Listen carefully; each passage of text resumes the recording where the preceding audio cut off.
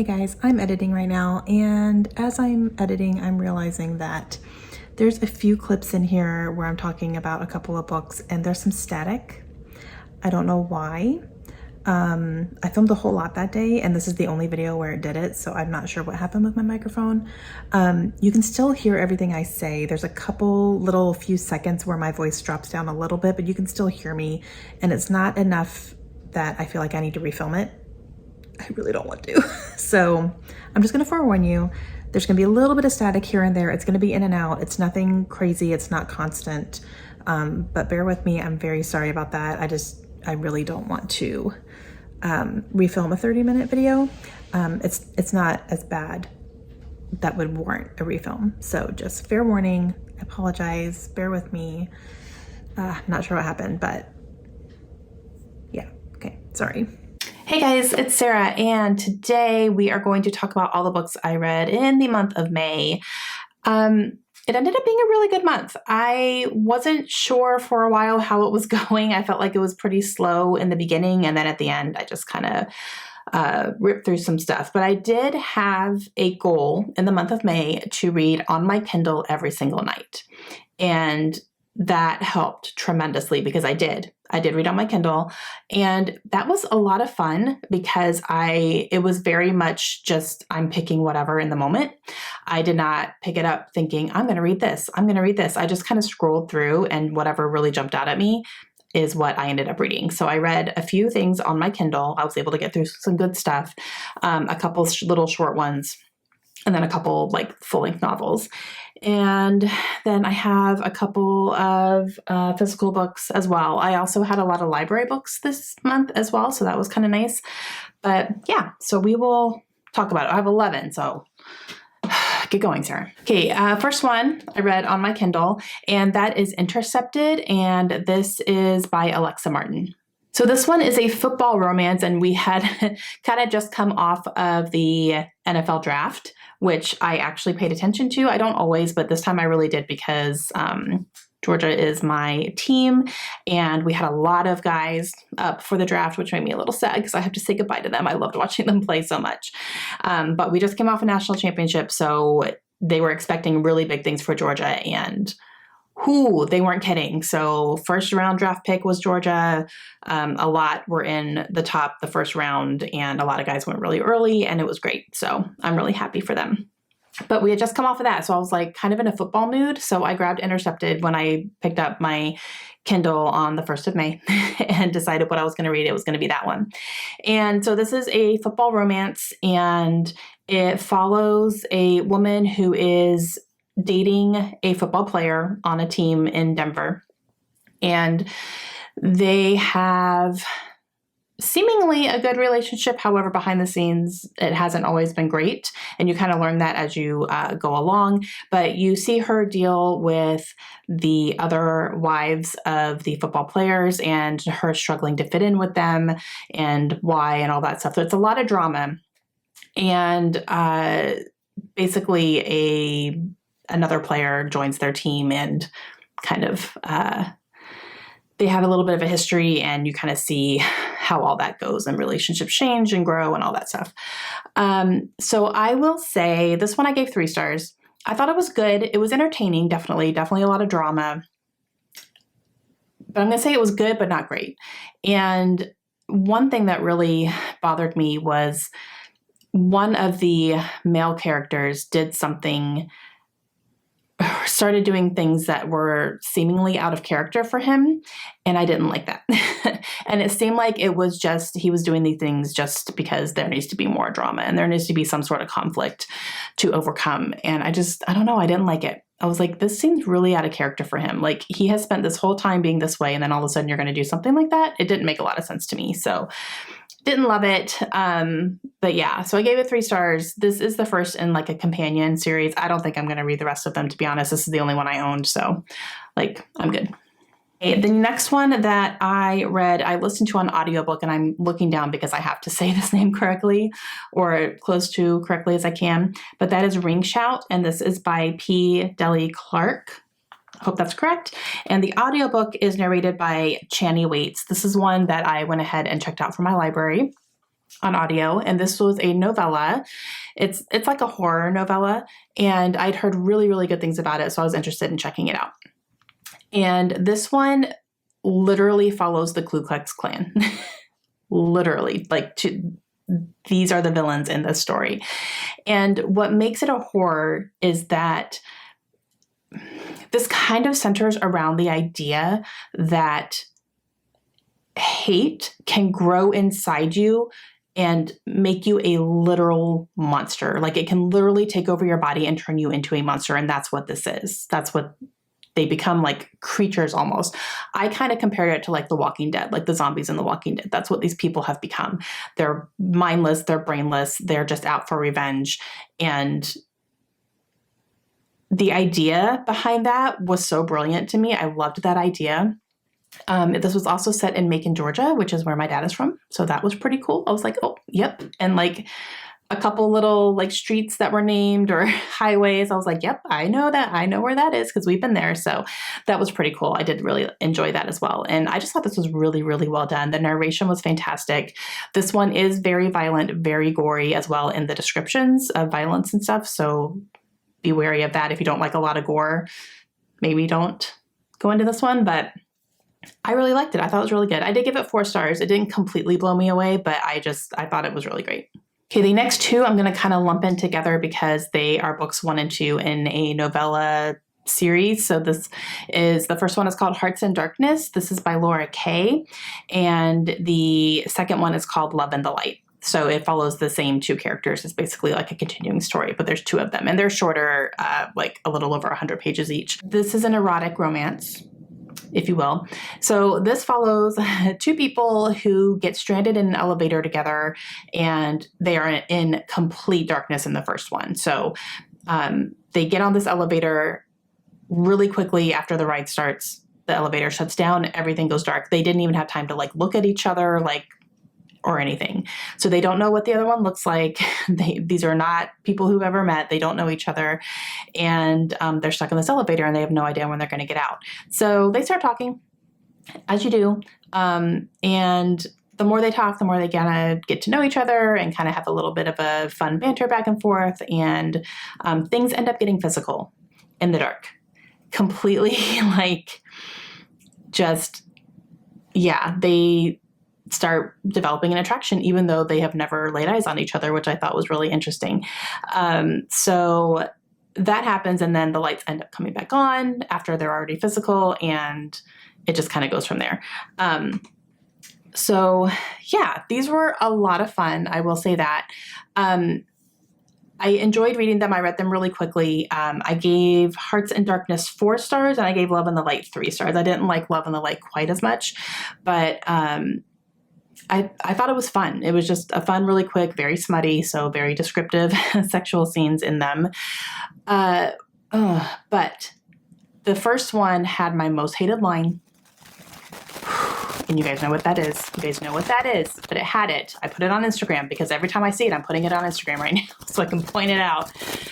So it had my most hated line, and it had something in there that has bothered me in the past in other books where he had a lip piercing, you guys, and she kept sucking on it and licking it. And I'm like, ugh. I don't know why that bothers me so much. I'm like, quit putting a piercing in your mouth. That's so gross. I don't know why that bothers me, but it does. That's just a personal thing with me. I don't like it. And it just kept happening over and over again. And I'm just like, ew, and we're sucking on his piercing again. That's just gross.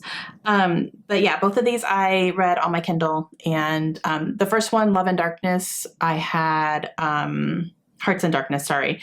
That one I owned. I got it super cheap. And then the second one I got from my library on Kindle. So I didn't own that one. But yeah, so it was fun. Okay, next one I have is The Keeper of Night. This is by Kylie Lee Baker. This was a book of the month pick that my daughter Layla picked for me because I had both my kids pick out a couple of book of the month books for me. And this was Layla's pick. So I read this one first, and then Kaylin's pick I'm going to read. Actually, I'm starting it like today. So I'm going to be getting on that one just in the month of June. So this one I actually ended up listening to on audio as well. And the audiobook narrator for this is Rebecca Yo. And she did a great job. I really enjoyed that. narration. So this is a fantasy book that follows a woman who is, well, she's a young girl, I'll say. She is a reaper. So her job is to take lives. You know, she doesn't have a choice in who gets taken. There's like a whole process and all this stuff. And so you kind of open up with her doing her job and seeing the process of that and what all that entails. She also has these magical abilities where it's called Shinigami, and those powers are considered dangerous because they threaten to take over other people's powers, and they threaten to make you kind of all powerful, and it's been known to make people very dangerous and give them, like, it's one of those you have too much power for your own good type things. So she has to keep that secret though, because if anyone had found out that she had those types of powers, they would exile her. And you kind of end up seeing that start to happen. So she and her brother end up fleeing to Japan to get in touch with her roots with this magic and find out why she has it and how to use it in a non-dangerous way. So you're following her and her brother on this journey to go to Japan and figure all this stuff out and who she runs into. And she's running from people who are finding out what she is. And they're trying to track her down and all that stuff. So that's what this is.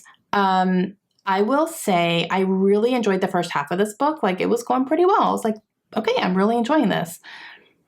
But then it started getting a little confusing, and I was getting a little bit lost in, like, just kind of, like, I got the folklore that was happening. I got that. I got, like, the past and the history and all that stuff. I got that. But what was happening in the current timeline, I was having a hard time following, which was really weird. That's usually what I don't have a hard time following. But I was having a hard time following, like, exactly what was happening and why. And, you know, she meets somebody that she thinks could maybe be a person for her. And, you know, that ends up being, you know, something completely different. And so that was a little bit confusing too. And I don't know. I think at about the halfway point, I just started getting confused, and then I started losing interest. And then I was just kind of like listening to it to get it done type thing. So I ended up giving this one 3 stars. It was fine. There is a second book coming out. I don't know if it's just going to be a duology or if there's going to be more or not, but I don't think I plan on picking it up. I think, like, I'm good with this. And honestly, the way this ended, I'm okay with the way that it ended, and I don't feel like I need more. So yeah, this one I'm going to probably not keep on my shelves. I think I'm going to throw it up on Pango, but yeah. This one that I finished was A Lightbringer by Claire Legrand. This is book number 3 in the Imperium trilogy. I did read this one physically. It took me a while to get through it. It is a very big, chunky book.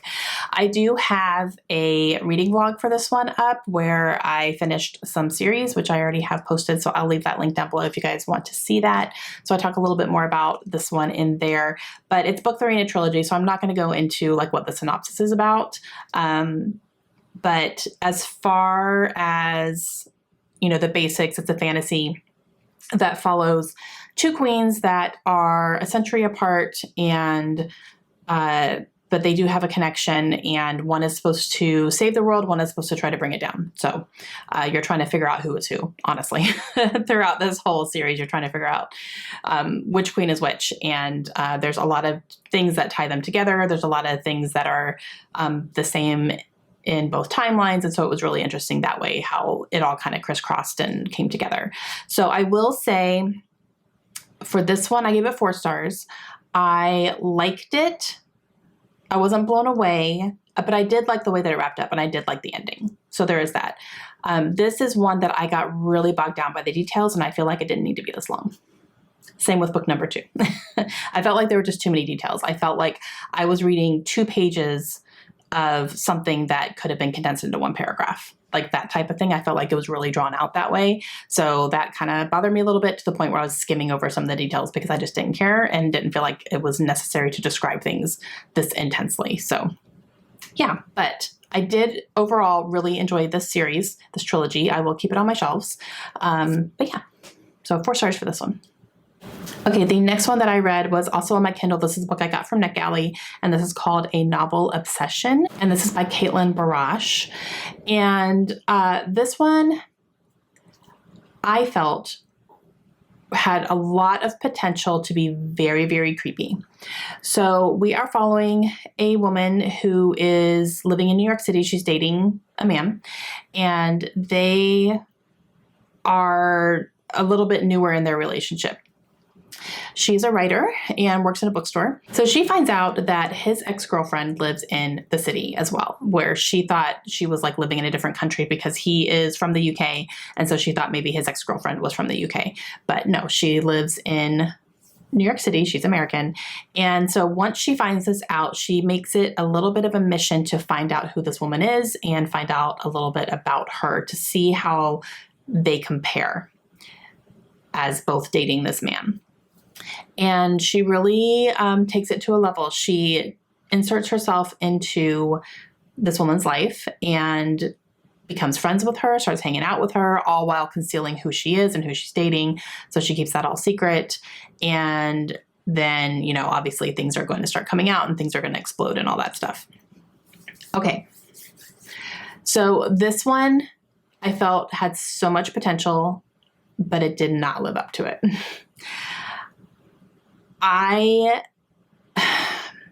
It's interesting because I felt like I was interested, but I kept wanting more. And I just felt like nothing was happening. Like, yeah, you're seeing her insert herself into this woman's life and you're seeing her lie to her and she's doing weird stuff and blah, blah, blah. But it was just like, but okay.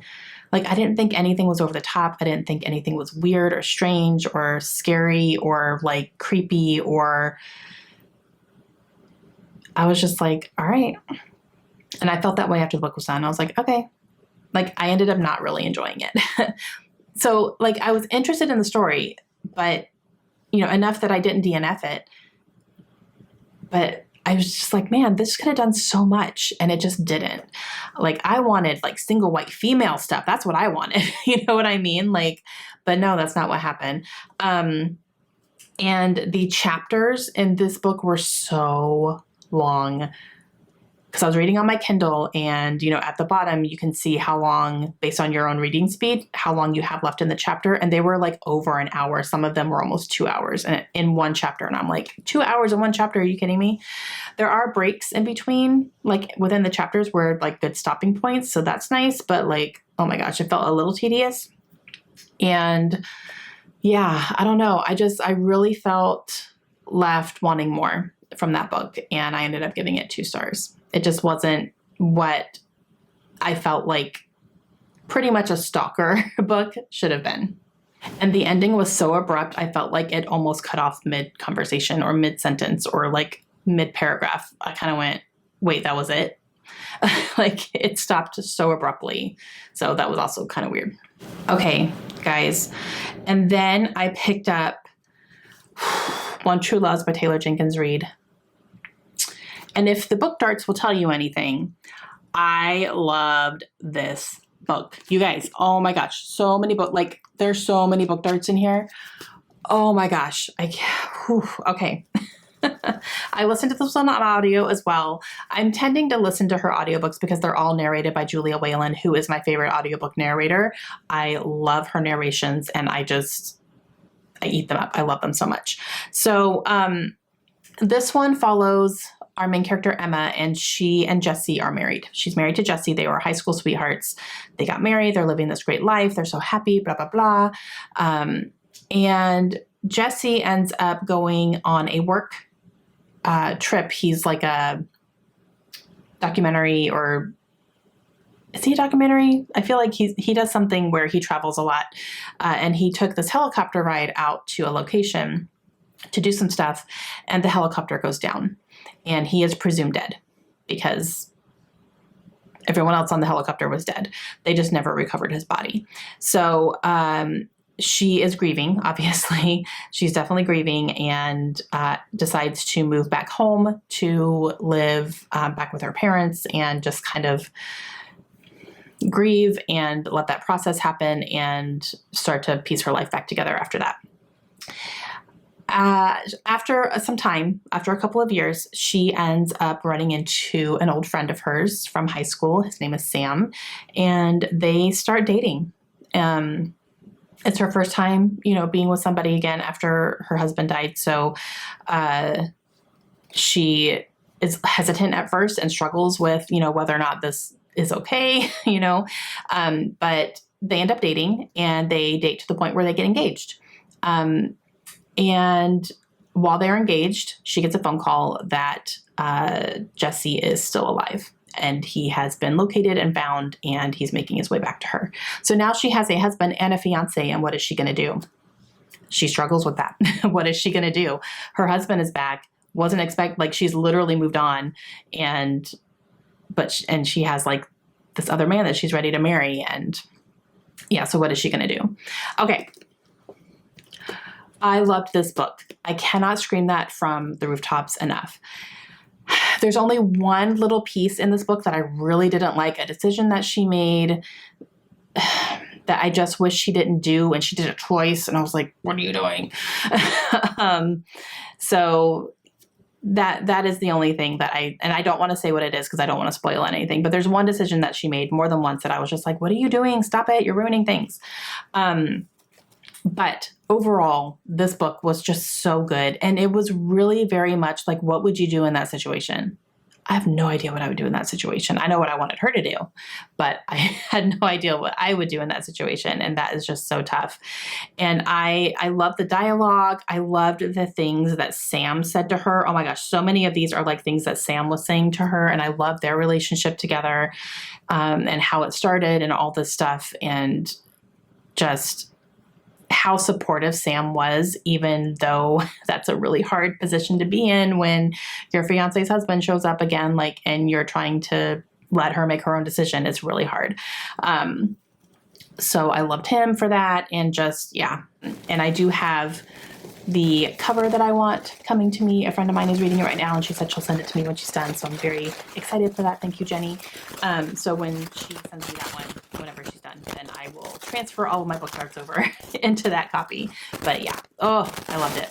The next one that I got on a whim. It came in through my Libby app because I put it on hold for audio, and it came through, so I started listening to it right away. And that is Lessons in Chemistry by Barney Garbus. And this is narrated by Miranda Rayson. Whoa, you guys, I loved this book. I was not expecting to love it as much, but my friend Amanda from the Curly Reader was reading it as well. She was reading it physically, and she was saying how much she was really enjoying it, and she just thought it was fantastic and could not stop talking about it. And I was like, okay, I should read this. And then I found it on Libby with not a very long wait for my library, so I added myself to the waiting list, and then it came through.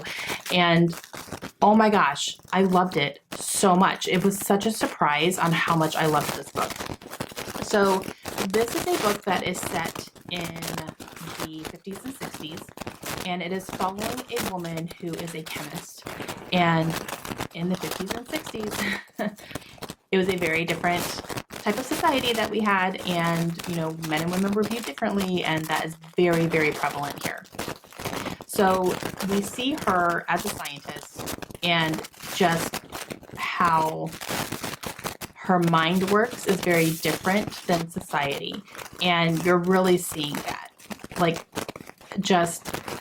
She's the smartest one in the room always, basically is what it is. And you see her using logic to explain things. And you see her putting men in their place and saying, no, you're being dumb. This is not correct. Blah, blah, blah. No, actually, this is what it is. And so you see her put men in their place all the time, and they do not like that, obviously. So she loses some jobs because of that. They find excuses to not work with her and do all that stuff because they feel like she's difficult, even though she's just calling them out on their crap, is basically what she's doing. And you see her meet another scientist, and they fall in love and have a relationship, and you kind of see that happen. And so it follows her, being with him and kind of what happens from there. I don't want to give too much away, to be honest with you, but I will just say it was fantastic. I loved every single minute of this book.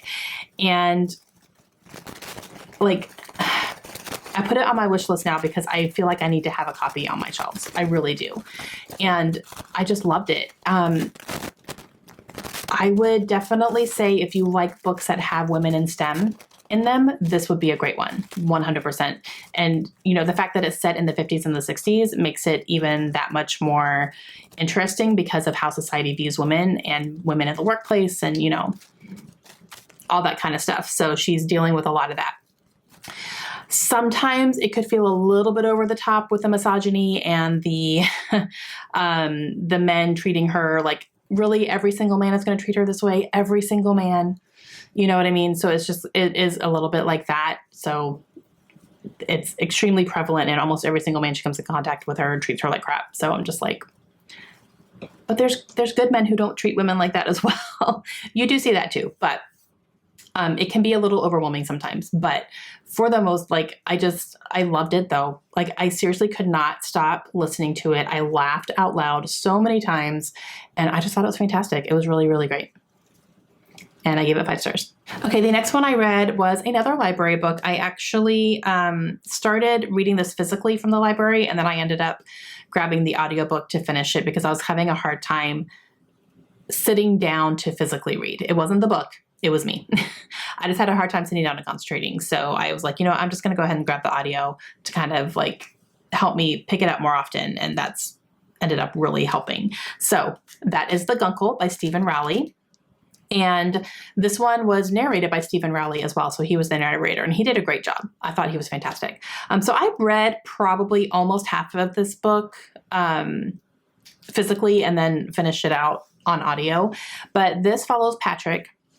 He is living in Palm Springs. He is an actor, but he had a hit show that he was on, but he's not really working and not really pursuing anything. He's just kind of living his life, almost like a semi-retirement type thing.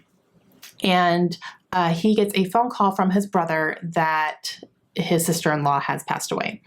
And he was very close with his sister-in-law, so it was really hard. And he goes back home to attend the funeral and do all that stuff. And while he is there, his brother approaches him and asks him if he can take their 2 kids for the summer because he is checking himself into rehab. So Patrick is now pretty much, he feels stuck with 2 kids that he feels he has no business, you know, even spending time with, let alone raising for 3 months. He doesn't know what to do with kids. He's never had children, never had the desire to have children. They call him GUP, G-U-P, for Gay Uncle Patrick, because obviously Patrick is gay. And so you kind of see him dealing with all this. And you see these kids living with him for the summer, and the way he reacts to them is so funny. I will say that, like, the dialogue in here is fantastic. I laughed out loud so many times with this book, just the way that he reacts to things. And he's like, just the references in here are really funny as well. And yeah, it was a really good time. I will say the longer it went on, the more I was kind of starting to get over it. Like, just the story, I felt like it kind of dragged a little bit towards the end. I was like, by the end, I was ready for it to be done. But I did really like it a lot. Like, I ended up giving it 4 stars. I thought it was great. I would, if I had this physically, I would keep it on my shelves. I think I actually have it on my wish list. I wouldn't mind having a copy of this on my shelves. And I definitely want to read more from Stephen Rowley. And I have a couple more of his books on my shelves already that I would like to read. So this would be one that I, you know, if it came my way, I would be very happy with that, even though I've already read it. But yeah, it was good. It was very, very good. Okay, the last one that I read on my Kindle. So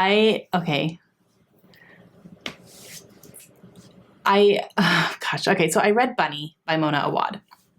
For some reason, that is what was sticking out to me on my Kindle when I was ready to start another book. I was like, I'm going to read this. I finished it this morning. And I don't know. I don't know. I don't know what just happened. I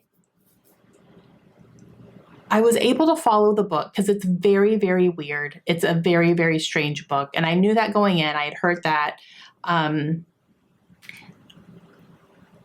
But I still was like, I finished it and I just went, what just happened?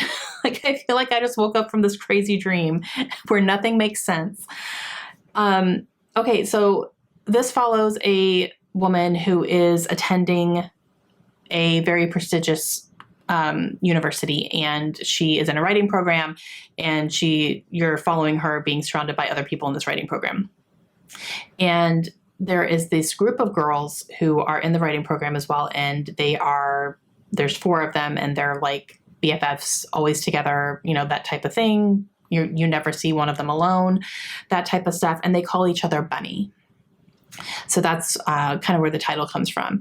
And then, you know, our main character really sees them as like awful and terrible and stays away from them and thinks they're all weird and blah, blah, blah, until they start inviting her to some of their hangouts and their parties and stuff. And so she ends up going out of curiosity, and then she ends up becoming one of them.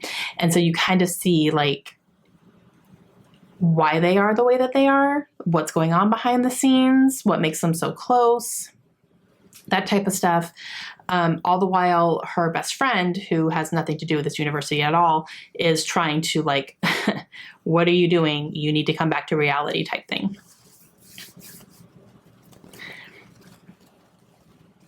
Okay.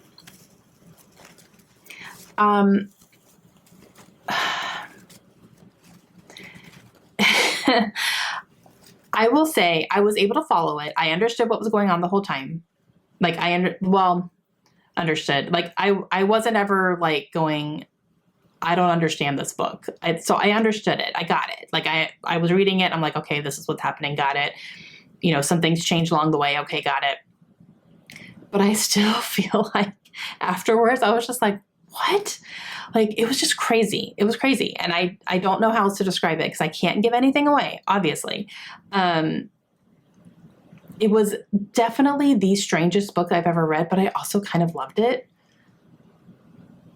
It's so strange. It's so strange. I finished it and I was just like, I don't know how to rate this. It's not a 5 because I don't feel like it's an all-time favorite. I love this so much. I'm going to scream about it from the rooftops, but it's not a 3 because I think it was better than a 3. So I'm going to give it a 4. I don't know. It is so weird. It's very weird. I'm really happy I read it. And I did really enjoy it. I really did. Like, I was consistently wanting to pick it up to find out what in the world was happening. And I thought the way it was written was really good as well. Yeah. So there's that. That happened. Okay, guys, those are all the books that I read in the month of May. It was a pretty good reading month, I would say. Had a couple that didn't quite live up to my expectations, but that's okay. And then some that blew them out of the water. So there's that too. All right, let me know down below if you guys have read any of these books. Let me know what you read in May. What was your favorite read in May? And I will talk to you guys again soon. Hope you have a great day.